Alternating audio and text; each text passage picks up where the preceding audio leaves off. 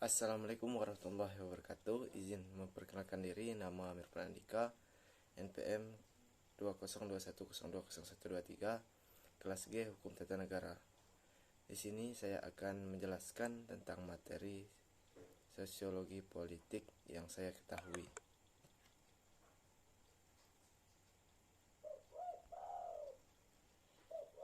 Pengertian sosiologi politik itu sendiri ialah dari kata sosiologi sendiri merupakan ilmu sosial yang mempelajari kehidupan sosial manusia, di mana manusia sebagai makhluk sosial tentu tak bisa lepas dari sosiologi. Pengertian sosiologi menurut bahasa adalah ilmu tentang sifat, perilaku, dan perkembangan masyarakat. Sementara itu,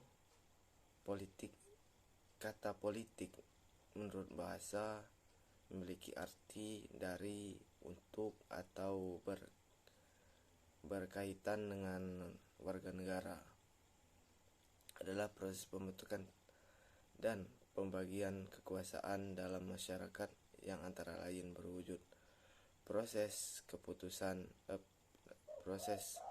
pembuatan keputusan khususnya dalam negara. Pengertian ini merupakan upaya pengembangan antara berbagai definisi yang berbeda mengenai hakikat politik yang dikenal dengan ilmu politik. Sosiologi politik sendiri merupakan ilmu perkawinan antara ilmu sosiologi dan ilmu politik. Sosiologi politik menurut para ahli. Di sini saya mengambil tokoh dari ahli sosiologi politik. Yang pertama itu Mariam Budiarjo. Ia mengemukakan bahwa konsep-konsep pokok mengenai politik adalah negara, kekuasaan, pengambilan keputusan, kebijakan, dan pembagian atau alokasi. Secara terurai, Mariam Budiarjo menjelaskan sistem politik atau negara yang secara menjelaskan bahwa politik adalah bermacam-macam kegiatan dalam sistem politik atau negara yang menyangkut proses menentukan tujuan-tujuan dari sistem itu dan melaksanakan tujuan-tujuan itu yang di dalamnya terkadang terdapat proses pengambilan keputusan. Yang kedua, saya mengambil tokoh dari Rush and Altop. Mereka menjelaskan mengenai esensi dari politik menurut batasan mengenai politik bermacam-macam.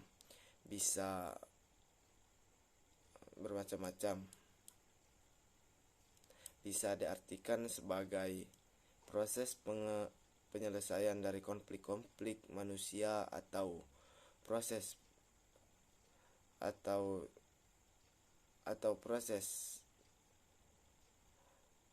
dengan mana masyarakat membuat keputusan-keputusan secara otoritatif, mengalokasikan sumber-sumber dari nilai tertentu atau beberapa pelaksanaan kekuasaan terpengaruh dalam masyarakat.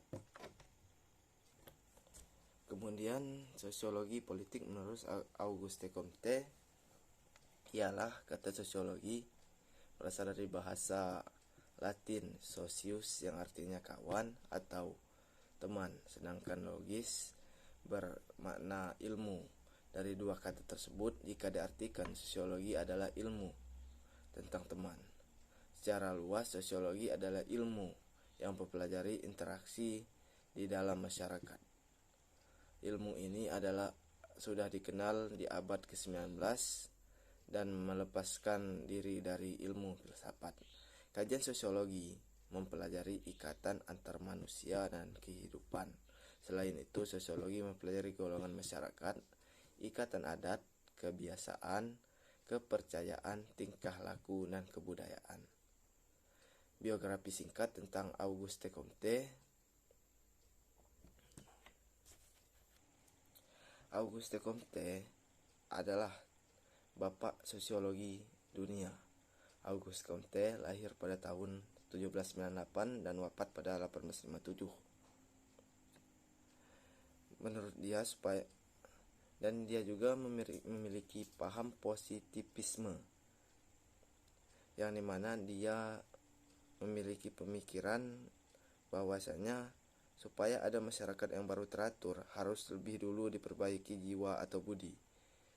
Adapun budi itu menurut Comte mengalami tingkat-tingkatan, dan tingkatan itu terdapat juga pada ilmu tiap-tiap manusia pun pada sejarah semua ilmu. Tingkatan pertama ialah tingkat teologis yang menerangkan segala-galanya dengan pengaruh dan sebab yang melebihi kodrat. Tingkatan kedua adalah tingkatan metafisika yang hendak menerangkan segala sesuatu melalui abstraksi.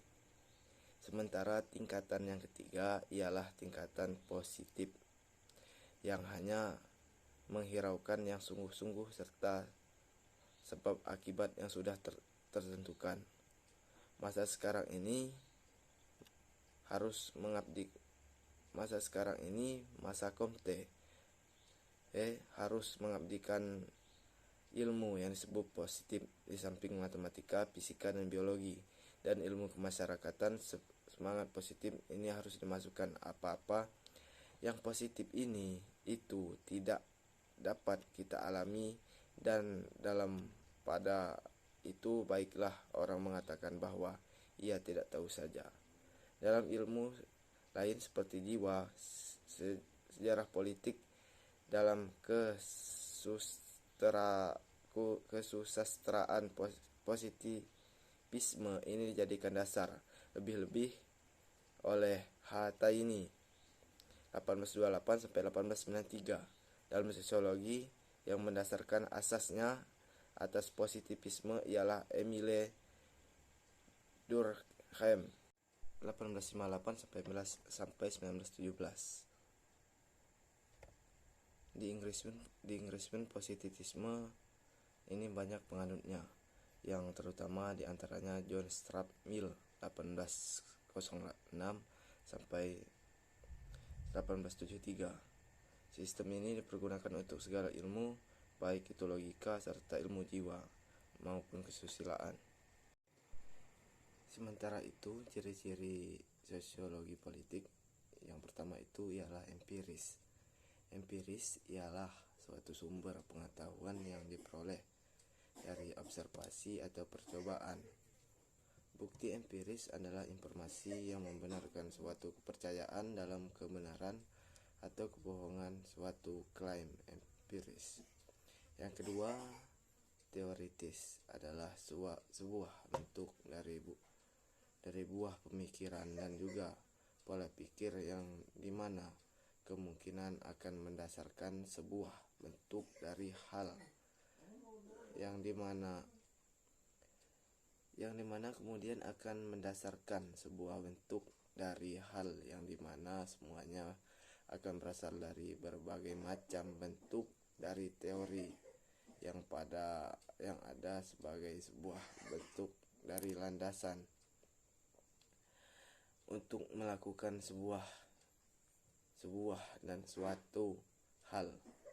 Yang ketiga, kumulatif, artinya sosiologi membangun argumen yang tidak turun begitu saja di ruang hampa, melainkan disusun atas teori-teori yang sudah ada.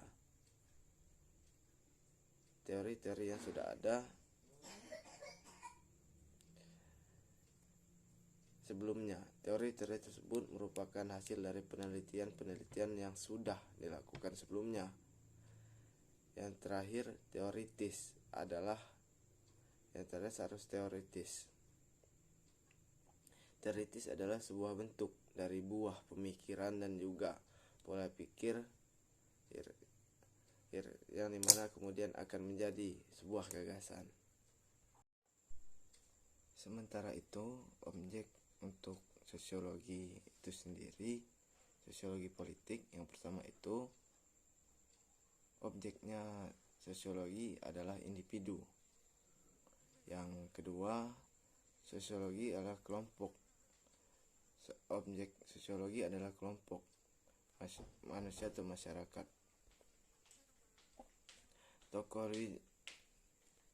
Yang ketiga, objeknya adalah realitas, yang dimana ketiga objek ini dijelaskan atau dipaparkan langsung oleh masing-masing ahli.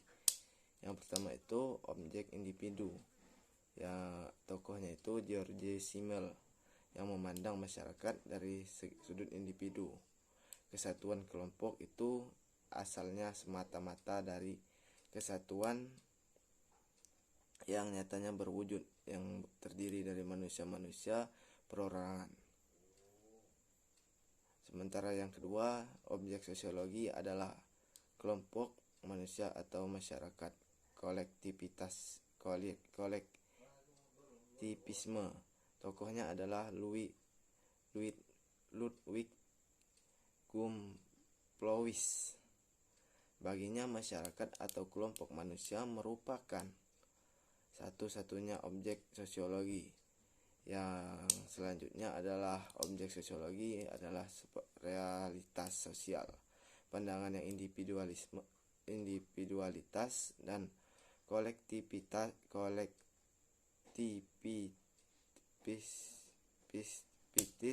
tersebut yang di atas yang saya sebutkan barusan itu biasanya dipandang sebagai berat sebelah. Karena itu pandangan ketiga ini ingin menjauhi kelemahan ini. Pandangan ini melihat kehidupan sosial dari sudut saling mempengaruhi dan bersikap baik, tidak memihak ataupun bertentangan antara kedua paham tersebut. Selanjutnya kegunaan sosiologi dalam kehidupan sehari-hari. Kegunaan sosiologi dalam kehidupan sehari-hari diantaranya adalah yang pertama, untuk pekerjaan sosial, seperti memberikan gambaran tentang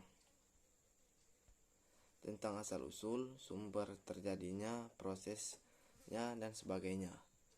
Yang kedua, kegunaannya untuk pembangunan pada umumnya, yaitu dengan memberikan pengertian tentang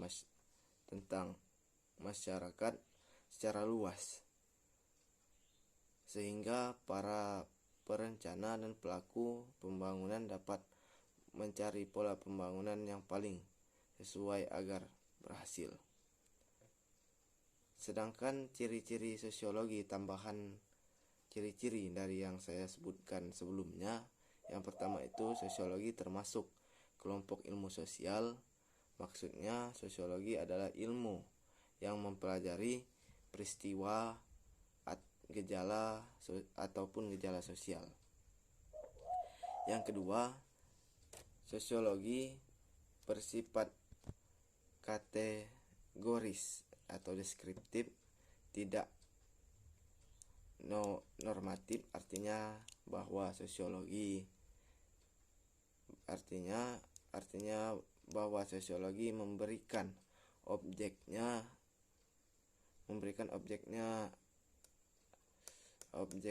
memberikan objeknya secara apa adanya. Yang ketiga, sosiologi termasuk ilmu murni, bahwa sosiologi bukan ilmu praktik. Artinya tujuan penelitian ilmu sosiologi semata-mata demi perkembangan ilmu-ilmu sendiri, bukan untuk kepentingan kehidupan praktis. Yang keempat, sosiologi bersifat general. Sosiologi meneliti prinsip-prinsip umum, saling